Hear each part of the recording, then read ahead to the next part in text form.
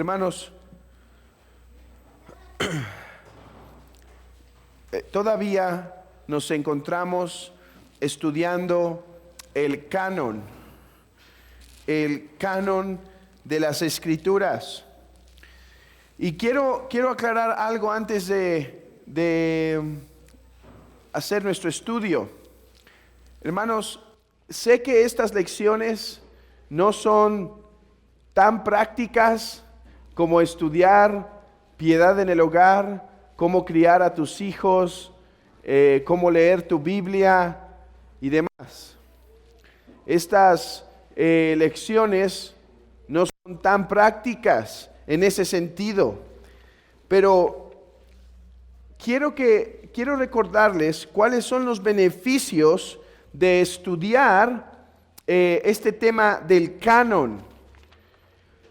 Los beneficios de estudiar este tema del canon, hermanos, lidia en el hecho de que esto nos ayuda y nos prepara para dar respuesta de nuestra fe. A ver, ustedes tienen una Biblia en casa, la han traído, quizá no tienen solo una Biblia en casa, sino varias Biblias en casa. Quizá uno por cada integrante. Y hoy en día la tenemos bien unida en un solo tomo. Pero hermanos, en el principio no fue así. Y a veces los incrédulos tienen dudas de la fe cristiana debido a temas de la Biblia, cómo se formó, cómo es que son 66 libros y no 70, o no 72, o no 80. ¿Por qué son esos libros solamente? Bueno, hermanos, el propósito de estos estudios es ayudarles de una forma básica y muy sencilla a poder responder preguntas tales como ¿qué es el canon? Y yo venía haciendo un breve examen ahora que veníamos de la casa para la iglesia y veníamos haciendo un breve examen en la camioneta, en el carro, y creo que sería útil hacerlo aquí. Hermanos, ¿qué es el canon? ¿Qué hemos visto que es el canon? Les quiero recordar que el canon es aquella lista de libros que son autoritativos para la iglesia, o sea, que tienen autoridad sobre la iglesia.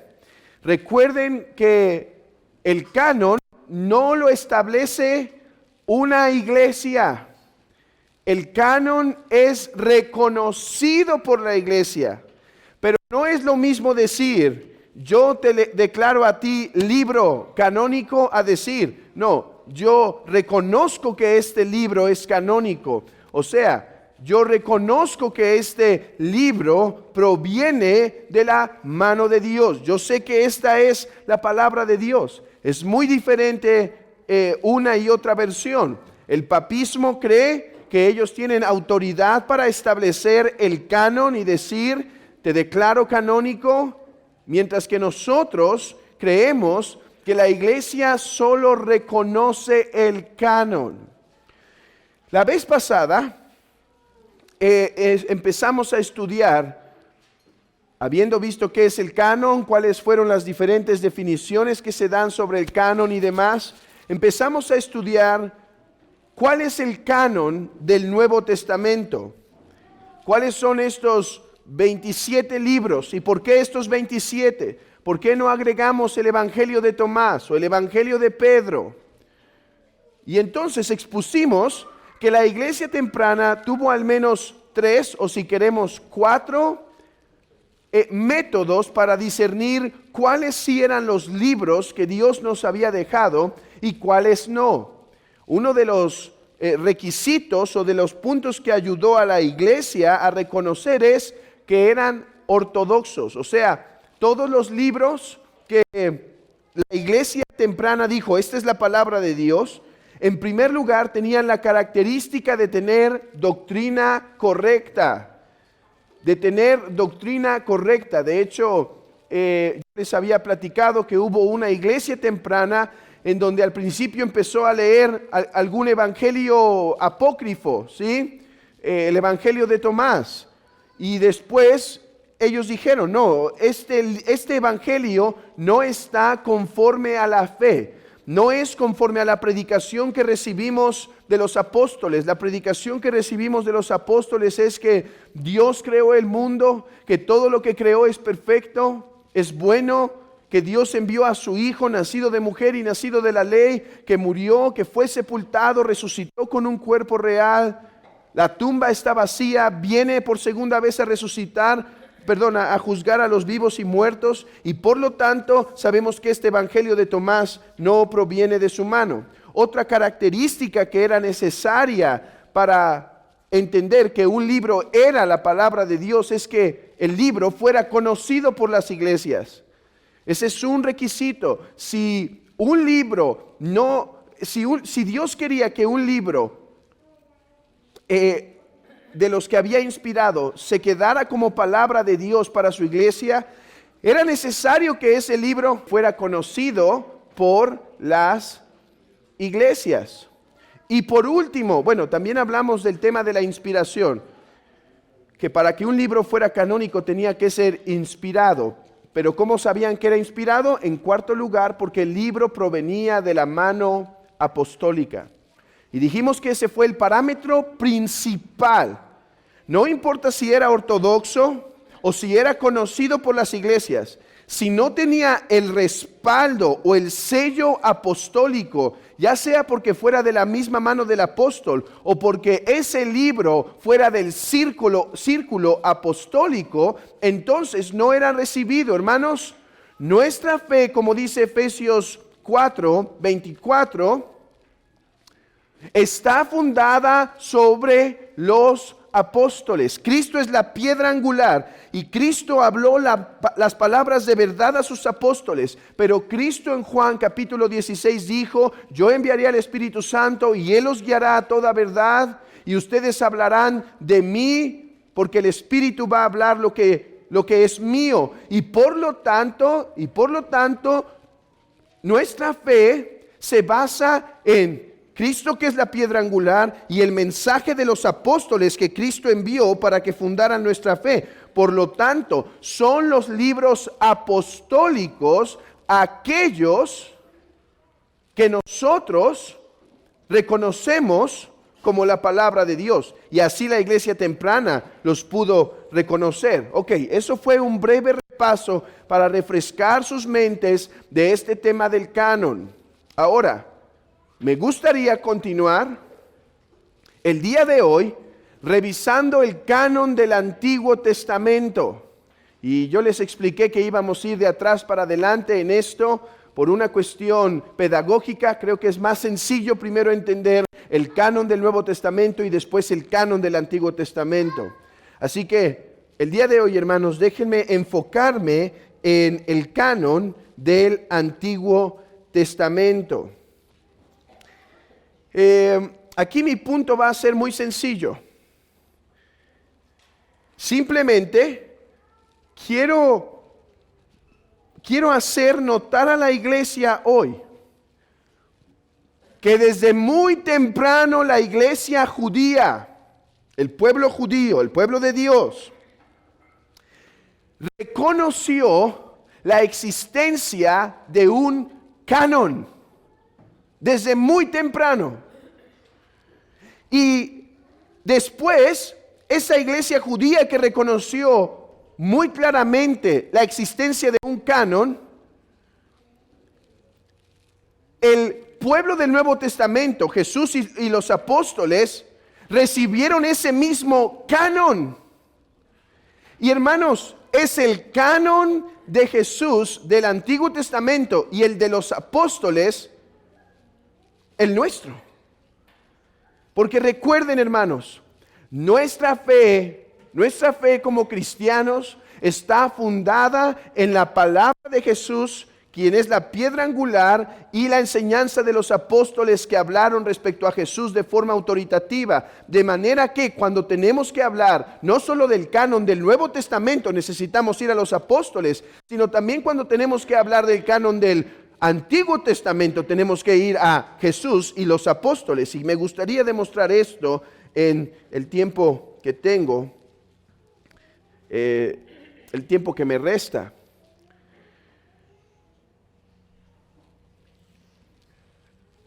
Vayamos en primer lugar a la evidencia del Antiguo Testamento. El Antiguo Testamento evidencia una conciencia canónica. Una conciencia canónica que va creciendo. Una conciencia canónica que se va expandiendo. Déjenme aclarar qué es lo que quiero decir. Acompáñenme a algunas citas. Por ejemplo, a Deuteronomio capítulo 17. Deuteronomio capítulo 17, versículo 18 y 19. Deuteronomio 17, versículo 18 y 19. Dice: y cuando se siente sobre el trono de su reino, hablando de el rey que Dios daría al pueblo, entonces escribirá para sí en un libro una copia de esta ley, del original que está cuidado de los sacerdotes levitas, y lo tendrá consigo y leerá en él todos los días de su vida, para que aprenda a temer a Jehová su Dios, para guardar todas las palabras de esta ley y estos estatutos, para ponerlos por obra. Lo único que quiero resaltar en este texto es que Moisés está clarificando que la palabra que él ha dado es única en su especie. La palabra que Moisés ha dado es única en su especie. Es la palabra de Jehová. Y por eso dice, esta ley está al resguardo de los sacerdotes. Y esta ley que está al resguardo de los sacerdotes la deben copiar para que esté bien resguardada en el corazón.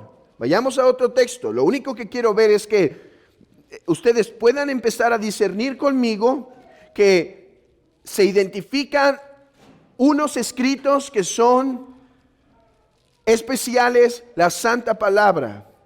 Ahora Deuteronomio 31. Deuteronomio 31, versículo 24 al versículo 26. Y cuando acabó Moisés de escribir las palabras de esta ley en un libro hasta concluirse, dio órdenes Moisés a los levitas que llevaran el arca del pacto, diciendo: tomad este libro de la ley y ponedlo al lado del arca del pacto de Jehová vuestro Dios, y esté allí por testigo contra ti. Vean esto. Se va a tomar lo que vamos a llamar nosotros el Pentateuco. ¿Qué es el Pentateuco? Los primeros 5 libros de la Escritura, ¿sí? Los primeros 5 libros de Moisés. Y dice: he acabado de escribir esta ley. Ahora vas a tomarla y vas a ponerla en el arca del pacto como testimonio contra ti, o sea, como un testigo por si te desvías, que sepas que te desviaste contra la clara palabra de Dios. Nuevamente, ¿qué es lo que quiero que vean en este momento?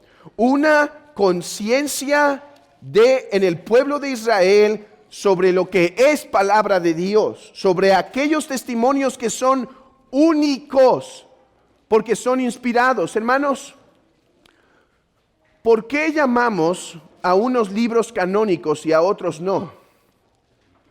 Porque los libros canónicos tienen la inspiración divina. Y estos libros que escribió Moisés, dice, deben estar en un lugar especial porque testifican de la palabra de Dios. Y podemos multiplicar esto yendo, por ejemplo, a Josué, no vayan ahí en este momento, pero yendo a Josué, donde se le dice, tú meditarás en este libro de la ley, es la palabra de Jehová. Pero acompáñenme a otro texto que sí podemos visitar brevemente en Reyes, segundo de Reyes, capítulo 17. Y si no alcanzan a llegar ahí, déjenme leerlos para ustedes, 17:13.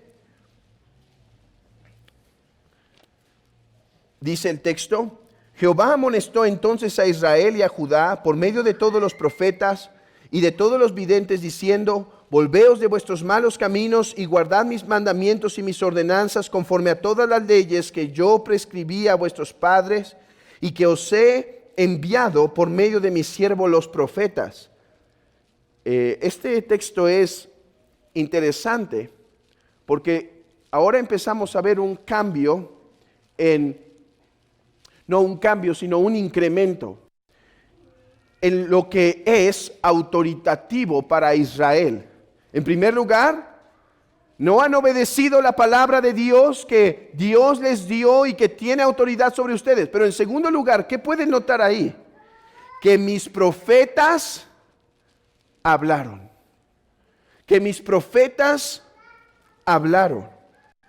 O sea, el Pentateuco es autoritativo, pero conforme va pasando el tiempo y la formación de Israel, la palabra inspirada de Dios sigue creciendo, sigue avanzando y por lo tanto el canon sigue creciendo. Vean conmigo, por ejemplo, Josué 24:26. Josué tiene una conciencia de que él estaba añadiendo a la ley de Moisés. Escuchen lo que dice Josué 24:26. Y escribió Josué estas palabras en el libro de la ley de Dios. Hermanos, Deuteronomio es muy claro, que nadie quite y nadie agregue a estas palabras que yo les he dado. Pero ahora Josué, el piadoso Josué, el que fue respaldado por Dios, el que Hebreos nos dice que fue un hombre conforme a fe, que agradó a Dios en todas las cosas, ahora dice que él escribió estas palabras para añadir a la ley de Dios. Sigan percibiendo conmigo esto, hermanos. Hay una conciencia de lo que es palabra de Dios y ahora Josué no solo es un guerrero, sino sirve como un profeta también y añade a la ley de Dios, expande el canon. ¿Ok? Tenemos un canon en expansión hasta este momento. Después podríamos mirar en Samuel, dice el texto.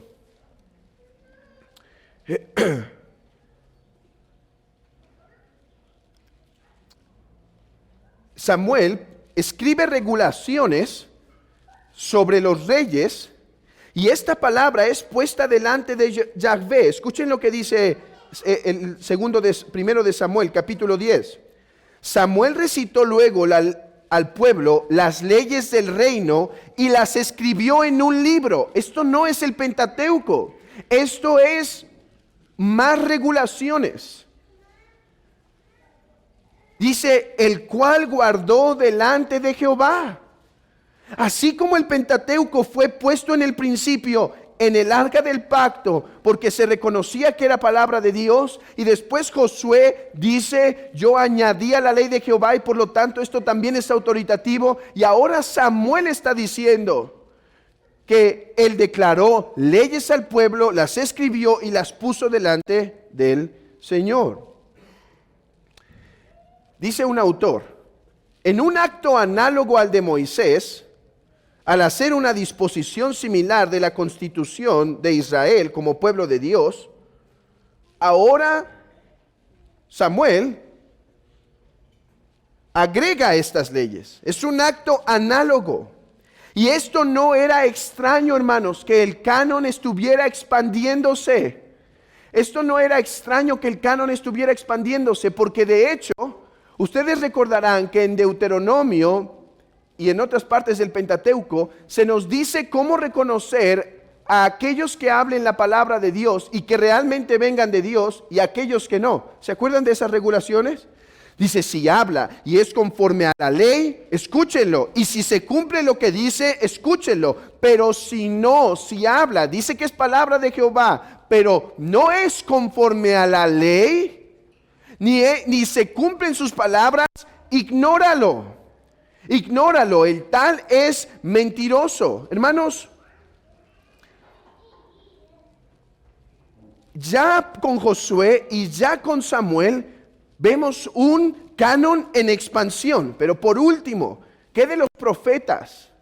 ¿Qué de los profetas? Déjenme leerles solo algunos textos para demostrarles cómo existía una conciencia en los profetas de que lo que ellos estaban hablando también era palabra de Dios, como el Pentateuco, como el escrito de Josué, como los escritos de Samuel.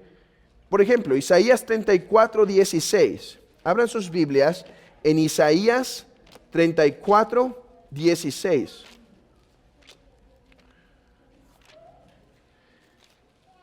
Dice, inquirid en el libro de Jehová y leed si faltó alguno de ellos.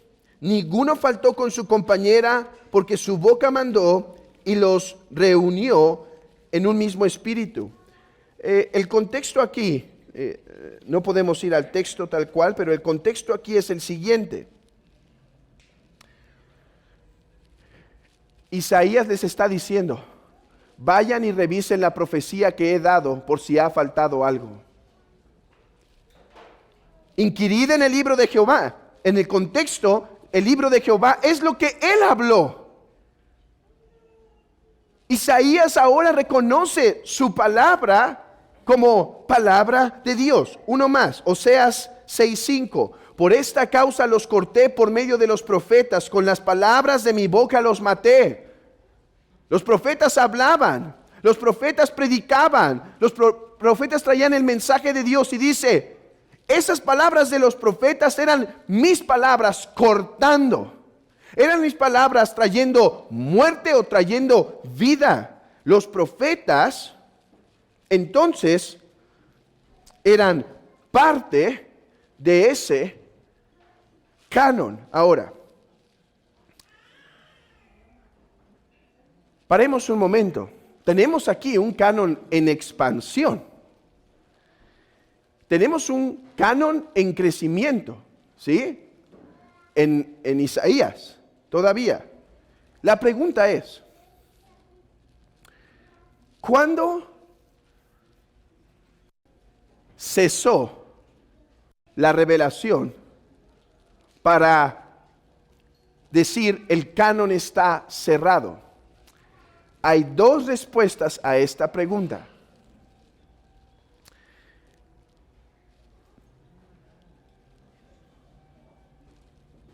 Déjenme contestar la primera porque es lo que tiene que ver exactamente con nuestro texto, con nuestro tema. Hermanos, los profetas hablaron la palabra de Dios como Moisés, pero existe algo que más o menos dura 400 años antes de que viniera el Señor Jesucristo.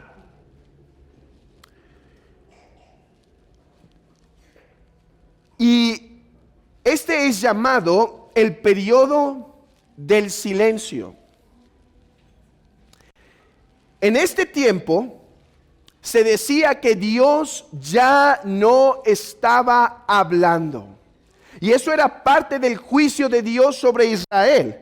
Porque Dios le dijo a Israel, si tú continúas en tus pecados, si tú continúas en tus maldades, yo cerraré mi boca. Y tal cual eso pasó.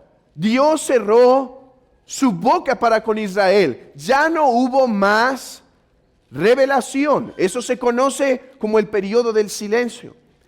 En ese tiempo, hermanos, y ahorita lo voy a demostrar, ahorita solo lo declaro y en un momento lo demuestro. En ese tiempo, en la iglesia judía, en el pueblo judío, hubo una conciencia de un canon parcialmente cerrado.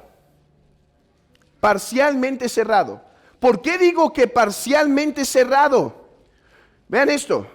Porque el pueblo de Israel sabía que Dios ya no estaba hablando en ese momento. Ellos dijeron, la palabra de Dios ya no está apareciendo entre nosotros. Ya solo tenemos los escritos de Moisés, los escritos de los profetas y los otros escritos, que eran los Salmos, Eclesiastés, Esther, entre otros. Y por lo tanto, dice, la palabra de Dios ya no se está apareciendo. Ahora, ¿qué dice? ¿Qué decía el pueblo judío? Esperamos que la palabra de Dios vuelva a aparecer. Por eso digo que estaba parcialmente cerrado, porque el pueblo esperaba otro día en donde la palabra de Dios volviera a darse. ¿Cuándo fue ese tiempo? Déjenme recitarles Hebreos 1. Dios, habiendo hablado muchas veces y de muchas maneras en otro tiempo a los padres por los profetas, en estos postreros días nos ha hablado por el Hijo. Entonces, el canon estaba parcialmente cerrado hasta la venida de Cristo y se vuelve a cerrar definitivamente con la muerte de los apóstoles, porque ya no hay más revelación, como lo vimos en otra lección cuando hablamos de la cesación de la revelación especial. Ok. Los judíos tenían un canon cerrado.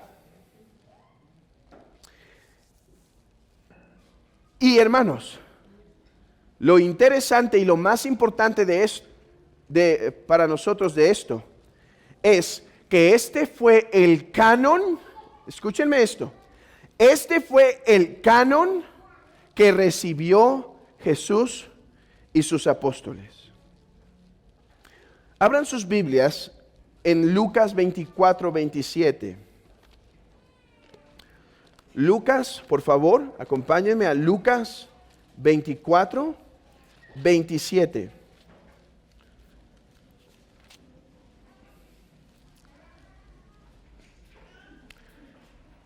Dice, y comenzando desde Moisés y siguiendo por todos los profetas, les declaraba en todas las escrituras lo que de él decían. Vean esto. Lucas dice que Jesús estaba hablando desde Moisés y siguiendo con los profetas. Y vean esto es lo que él reconoce como las escrituras. Ahora, vean conmigo el versículo 44 del mismo pasaje, versículo 44.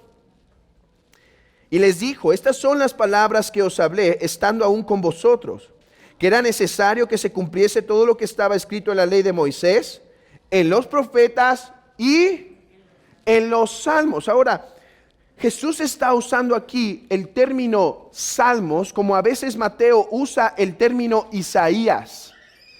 A veces el término Isaías, hermanos, hay citas que, por ejemplo, Mateo atribuye a Isaías y uno ve y dice, no estaba en Isaías.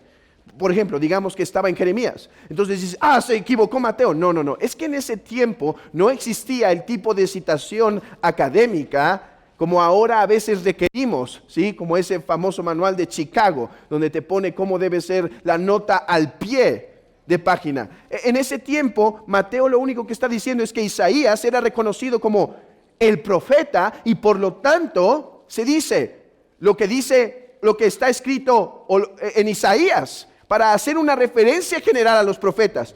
Jesús está usando algo semejante aquí, los salmos. Los salmos aquí no solo incluyen los salmos, incluye lo que nosotros conocemos como los escritos, que son, he mencionado algunos, los proverbios, Eclesiastés, Salmos, Job, entre otros. Pero el punto entonces es lo siguiente. Vean cuál es la conciencia de Jesús de lo que Él enseñó a sus apóstoles. Hermanos, esto es oro para la iglesia, el saber cuál es nuestro canon del Antiguo Testamento. Ahora ya tenemos certeza de cuál es nuestro canon del Nuevo Testamento, pero ahora, ¿por qué esos 39? ¿Por qué no otros 7 como Roma o 12 como la iglesia griega ortodoxa? ¿Por qué estos? Vean, porque Jesús tomó este canon como el que era la palabra de Dios. Y él les dijo, estas son las palabras que os hablé, estando aún con vosotros, que era necesario que se cumpliese todo lo que está escrito de mí en la ley de Moisés, en los profetas y en los salmos. Hermanos, este es el canon de Jesús.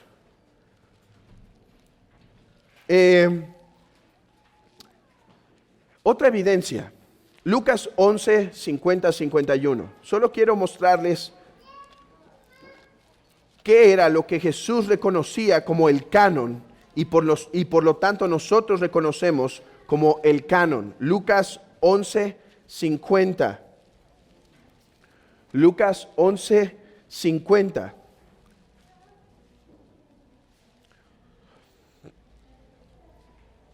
Desde el 49. Por eso la sabiduría de Dios también dijo, les enviaré profetas y apóstoles, y de ellos a unos matarán y a otros perseguirán, para que se demande de esta generación la sangre de todos los profetas que se ha derramado desde la fundación del mundo.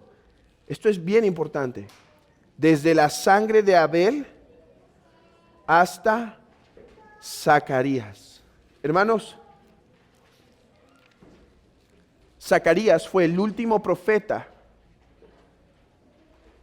del pueblo de Israel. Ok, en nuestras Biblias, de hecho, les tengo que comentar algo. En nuestras Biblias se pone Malaquías, pero en la Biblia judía no se termina con Malaquías el Antiguo Testamento. Se termina con Crónicas, segundo de Crónicas. Y explicaré eso después, si es necesario. El punto ahorita es solamente este. Hermanos, esto es poderoso, porque ahorita me voy a limitar, ¿saben? Mientras estoy hablando se me están saliendo casi las palabras de por qué no los apócrifos, por qué no eso de Tobías, de Macabeos y demás, pero me estoy reteniendo porque eso es otra lección, en donde voy a hablar de por qué rechazamos los apócrifos y cómo como iglesias protestantes los debemos usar o no usar. Ustedes pueden adelantarse al párrafo 3 de su confesión de fe, capítulo 1, para saber que no son del todo, que la tradición cristiana no los ha rechazado del todo, pero no son la palabra de Dios. Bueno, aquí está un argumento poderoso. Los profetas son desde el Génesis hasta lo último que hablaron estos últimos 12.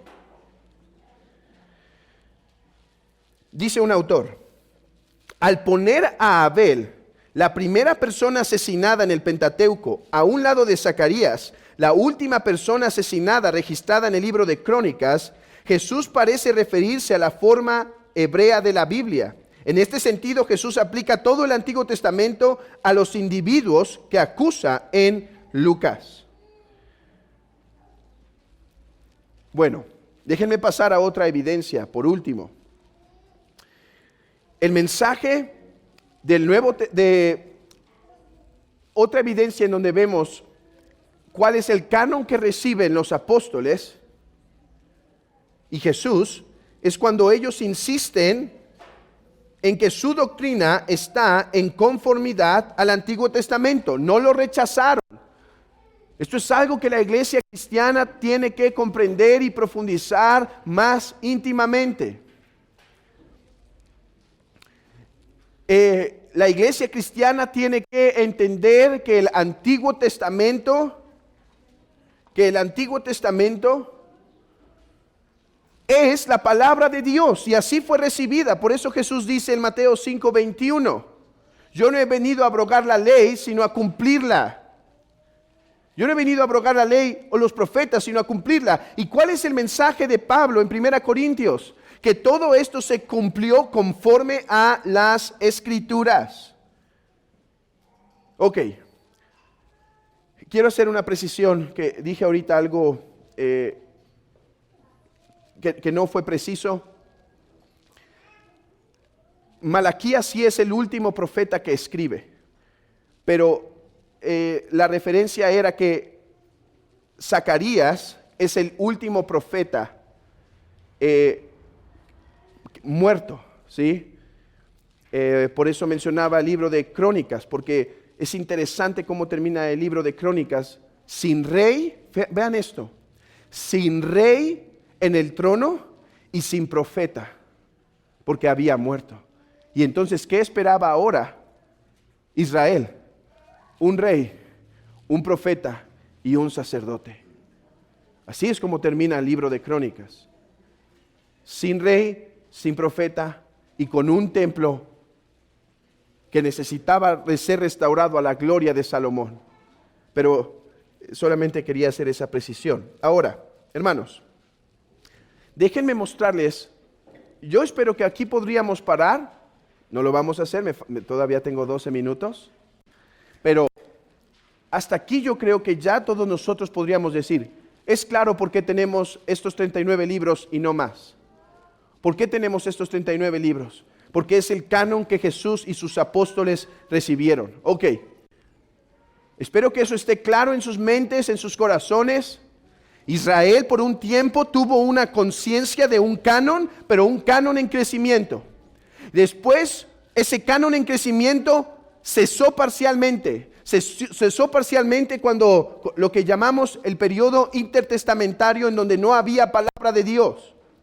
Y después, ese canon es finalmente cerrado con Jesús y los apóstoles. Muy bien, ahora lo único que quiero hacer, hermanos, es mostrarles evidencia externa a la Biblia de algunos escritos de judíos en donde reconocen este canon de 39 libros. Ahora, quiero aclarar algo. Ellos no tenían 39, sino 22, pero no se preocupen. El materia era lo mismo, solo que ellos juntaban algunos libros, ¿sí? Por ejemplo, lo de Reyes los veían como uno, Crónicas como uno, y así es como se hacían 22 o a veces 24, dependiendo de las divisiones, pero nosotros seguimos la división que hace la Septuaginta, y fue dividir los libros de Reyes, los libros de Crónicas para un mejor manejo de estos. Pero el punto es que en esencia es lo mismo, así que si escuchan ahorita 22, dicen, caramba, o eran 22 o 39. Es lo mismo, simplemente con divisiones distintas. Ok.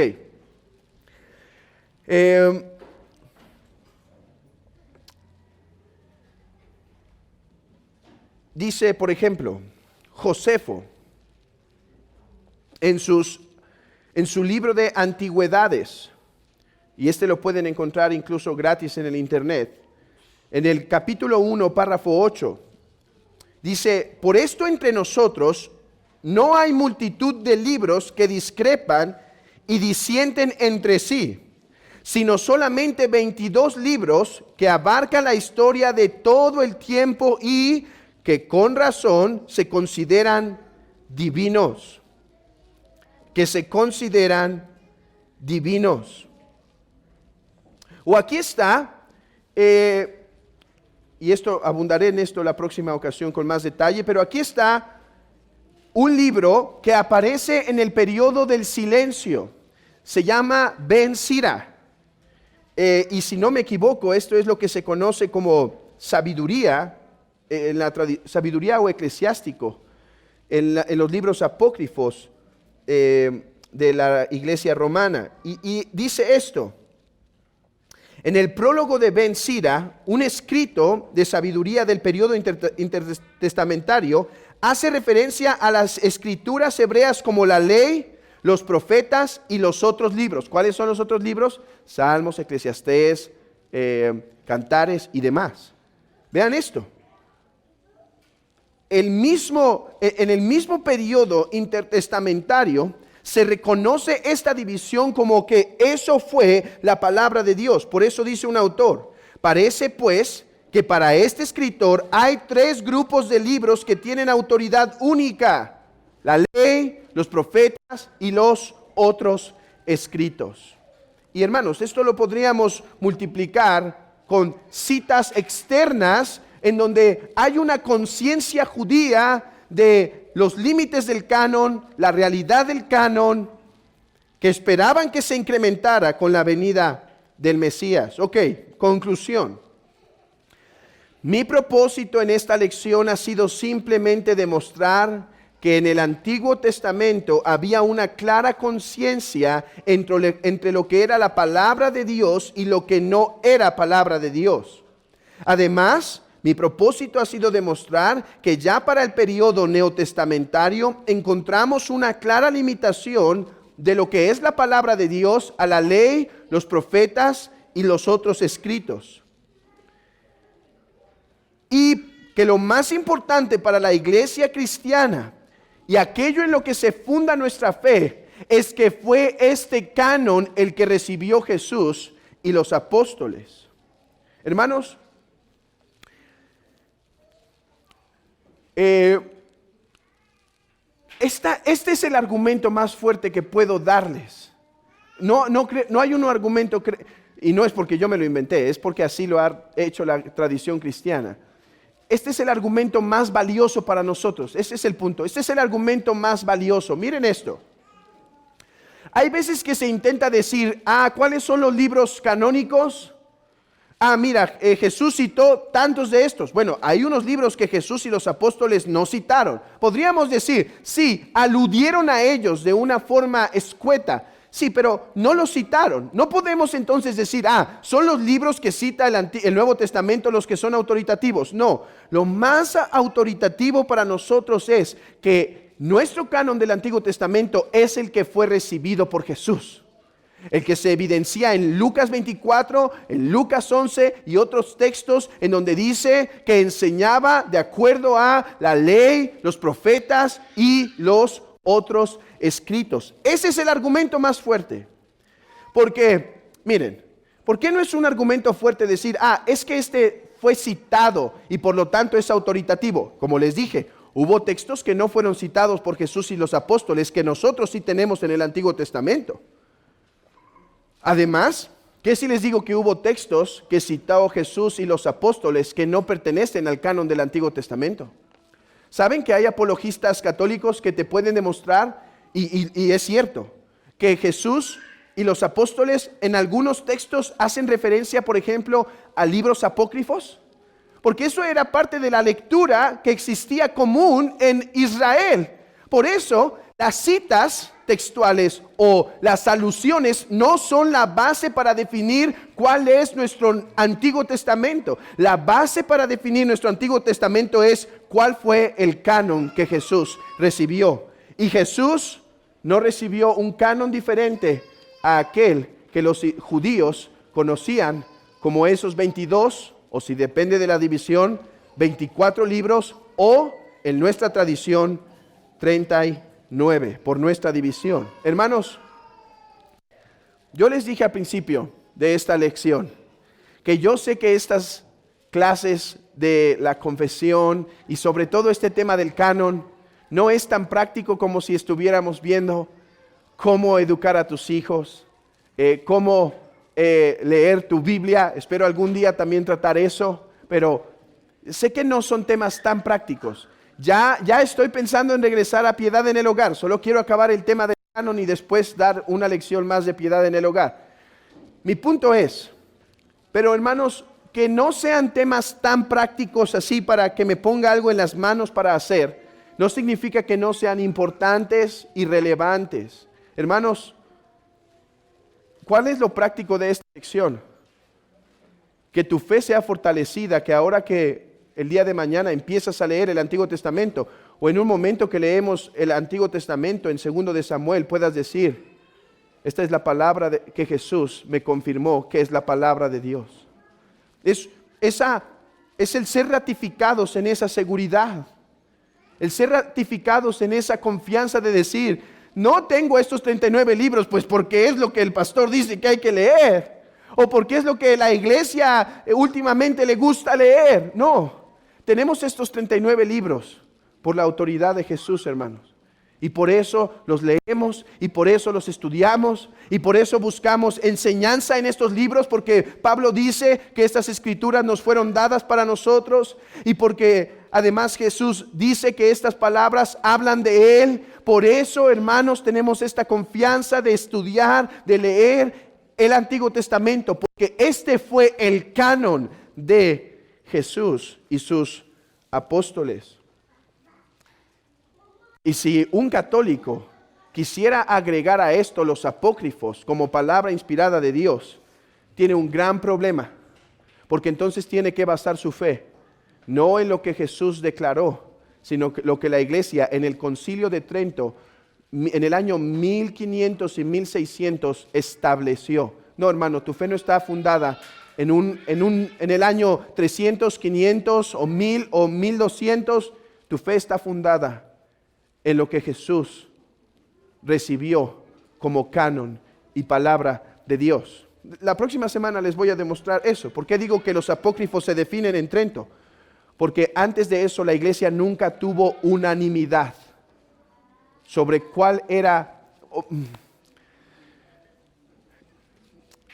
La iglesia cristiana debatió. No había una sola voz sobre el lugar de los apócrifos digamos, desde el año 300 en adelante. Fue hasta Trento, donde Trento dice, anatema el que no los reciba. Bueno, hermano, tu fe no está fundada en la confesión de fe. Tu fe, tu Antiguo Testamento está fundado en lo que Jesús recibió como la palabra de Dios. Y hermanos, yo sé que eso no es tan práctico como, ahora tengo que hacer esto. Pero creo que es tan práctico como para fomentar en tu corazón seguridad de por qué tienes esta palabra de Dios. ¿Por qué es esto lo que llamamos palabra de Dios y no otros?